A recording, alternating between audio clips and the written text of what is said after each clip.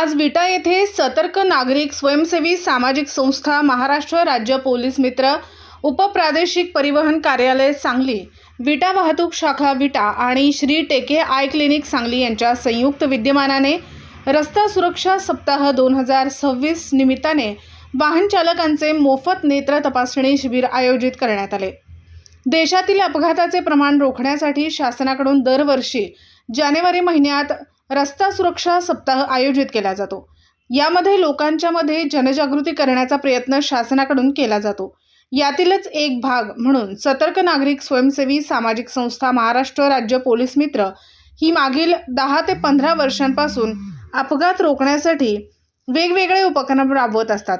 यामध्ये ऊस tractor reflector बसवणे, कॉलेजमधील विद्यार्थ्यांच्या मध्ये जनजागृती करणे, हेल्मेट वापरणाऱ्यांना पुष्पगुच्छ देऊन त्यांचे स्वागत करणे, वाहतुकीच्या नियमांचे माहिती पुस्तकाचे वाटप करणे असे अनेक उपक्रम या संस्थेच्या माध्यमातून राबवली जातात। पण यावर्षी सतर्क नागरिक स्वयंसेवी सामाजिक संस्था महाराष्ट्र राज्य पोलीस मित्र यांच्या वतीने एक आगळावेगळा उपक्रम आयोजित करण्यात आला। त्यामध्ये रिक्षा चालक, बस ड्रायव्हर त्याचबरोबर नवीन लायसन्स धारकांचे नेत्र तपासणी करण्यात आली। या नेत्र तपासणीमध्ये 150 ते 200 लोकांची नेत्र तपासणी करण्यात आली। या कार्यक्रमासाठी प्रमुख उपस्थिती माननीय सागर पाटील मोटर वाहतूक निरीक्षक सांगली, माननीय मिलिंद राजपूत मोटर वाहतूक निरीक्षक सांगली, माननीय सचिन माळी पोलीस उपनिरीक्षक विटा वाहतूक शाखा, तसेच संस्थापक अध्यक्ष अजित जाधव, विक्रमसिंह गायकवाड हवालदार, सचिव नितीन सूर्यवंशी, निवृत्ती जगताप पश्चिम महाराष्ट्र उपाध्यक्ष जिल्हाध्यक्ष ओंकार चिरमे, महिला जिल्हाध्यक्ष सुरेखा शिंदे, जिल्हा निरीक्षक नानासाहेब मंडलिक, बंदोबस्त अधिकारी विक्रम माळी, आशिष मोहिते, दशरथ पाटोळे, सचिन शिरतोडे इत्यादी मान्यवर। आपण रस्ता सुरक्षा अभियान घेतो। सांगलीमध्ये आपण वेगवेगळे कार्यक्रम घेतो। प्रत्येक दिवशी वेगवेगळा कार्यक्रम असतो। आपल्या इथं सांगली जिल्ह्यात वेगवेगळे तालुके असल्यामुळे आपल्याला तालुक्याच्या ठिकाणी कॅम्प घ्यावे लागतात। तर यावेळेस आपण असं ठरवलं की इथं मोफत नेत्र तपासणी शिबिर चालू करायचं। त्या संबंधित आपल्याला जाधव साहेबांनी फोन केला। त्यांची एक स्वयंसेवी संस्था आहे आळसनला, आणि त्यांनी पुढाकार घेऊन ह्या इथं आपल्या इथं फक्त ते योग्य ट्रॅक मध्ये आरटीओने विहित केलेल्या योग्य ट्रॅक मध्ये तुम्हाला टेस्ट द्यायचं। बर, आता हे टेस्ट देत असताना सगळ्यात आपल्याला महत्वाचा अंग कुठला आहे की आपले आय साईट, तीच आय साईट आपल्याला इथे चेक करायची।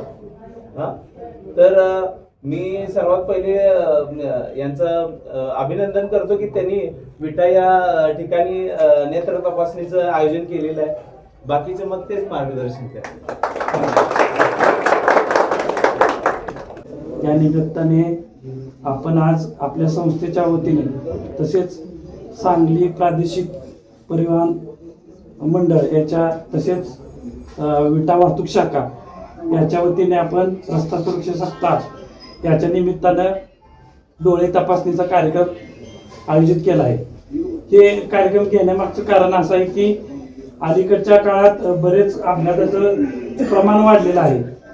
त्यामुळं आपण 2012 पासून आपल्या संस्थेच्या वतीनं रस्त्यावरचे अपघात कमी करण्यासाठी रिफ्लेक्टर ट्रॅक्टरच्या ट्रॉल्यांना रिफ्लेक्टर बसवणे, त्याचबरोबर प्रत्येक कॉलेजवरती जाऊन जनजागृती करणे, आपले आरटीओ अधिकारी असतील, वाहते असतील यांच्या माध्यमातून आपण दरवर्षी हा कार्यक्रम आयोजित करत असतो। कारण आपल्या देशात कॅन्सरपेक्षा जास्त प्रमाण हे अपघातात मृत्यूचं प्रमाण जास्त आहे।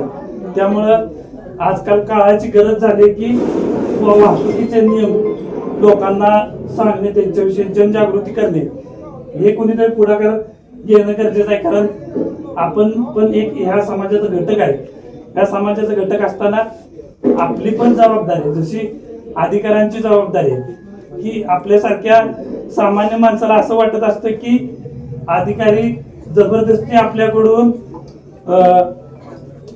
दंड वसूल करतात, पण तसं नाही की आपल्याला एक काहीतरी चांगलं वळण लागावं, आपण शिस्तबद्ध व्हावं, यासाठी आपल्यासाठी हे अधिकारी झटत असतात आणि आपण त्यांना सपोर्ट करणे गरजेचं आहे। पण आपल्या समाजात असं झालंय की ट्रॅफिक वाले किंवा आरटीओ वाले आले म्हणजे हे वसुलीसाठी आलेत का, असा गैरसमज आपल्यात आहे। तर तो गैरसमज आपण पहिल्यांदा काढला पाहिजे, कारण हे सगळे आपल्यासाठी झटत असतात दिवस रात्र, आपल्या जीवनासाठी, म्हणजे आपला कुठे अपघात होणे किंवा आपण शिस्तबद्ध राहावं यासाठी हे अधिकारी आपल्यासाठी 24 तास झटत असतात. त्यामुळं आपणही यांना सपोर्ट करणं तेवढंच गरजेचं आहे आणि आपली एक जबाबदारी आहे की नियमाचं पालन करणे. बाहेरच्या देशाचा अभ्यास केला तर बाहेरच्या देशात एवढे स्ट्रिक्ट नियम वाहतुकीचे आहेत, तिथं अपघाताचं प्रमाण कमी आहे. पण आपल्या भारत देशात एवढं अपघाताचं प्रमाण जास्त आहे की त्यात आता अलीकडच्या काळात ड्रिंक अँड ड्राईव्हचं जास्त अपघाताचं प्रमाण आहे. त्यामुळं आपणही आपल्या कुटुंबातील प्रत्येक सदस्याला, जर लहान मुलं असतील तर 18 वर्षाच्या आतील असतील तर विदाऊट लायसन किंवा गाडी त्यांच्या हातात न देणे, हे आपण विचार केला पाहिजे ह्या गोष्टीवर. त्यामुळं आपली संस्था दरवर्षी असे उपक्रम राबवत असते आणि एक वेगळा उपक्रम म्हणून ह्या आज आपण आयोजित केलाय. तुम्ही सर्व आलात, खरोखर ह्या तपासणीचा लाभ घ्यावा आणि इथून पुढे वाहतुकीच्या नियमाचं पालन करावं ही विनंती आमच्या संस्थेच्या वतीने. दिवसभरातील घडामोडींचा आढावा घेण्यासाठी पाहत रहा N24 मराठी न्यूज चॅनल.